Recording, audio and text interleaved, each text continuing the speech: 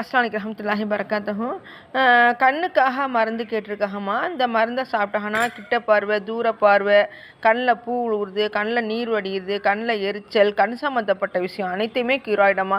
நம்மள்ட்ட மருந்து வாங்கி சாப்பிட்ருந்தாங்க. அவங்களுக்கு கண்ணை ஆப்ரேஷன் பண்ணணும்னு சொல்லியிருந்தாங்க. கண் ஆப்ரேஷன் பண்ணுறதுக்கு போதுமான வசதி இல்லாதனால நம்மள்ட்ட மருந்து வாங்கி சாப்பிட்டாங்க. அல்ஹம்துலில்லாஹ் அவங்களுக்கு க்யூர் ஆகிடுச்சு.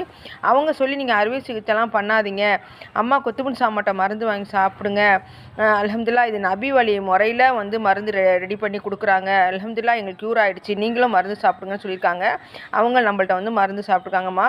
நீங்கள் அறுவை சிகிச்சை பண்ணிங்கன்னா நீங்கள் யாராச்சும் அறுவை சிகிச்சை பண்ணவங்கள்ட்ட கேட்டு பாருங்கள், கண் இப்போ நல்லா கண் பார்வை இருக்கான்னு கேட்டு பாருங்கள். கேட்டு பார்த்துட்டு நீங்கள் போய் அறுவை சிகிச்சை பண்ணுங்கம்மா. ஏன்னா இயற்கையான முறையில் கண் இருக்கும் போது நீங்கள் அறுவை சிகிச்சை பண்ணிட்டா எப்படிம்மா நல்லாயிருக்கும்?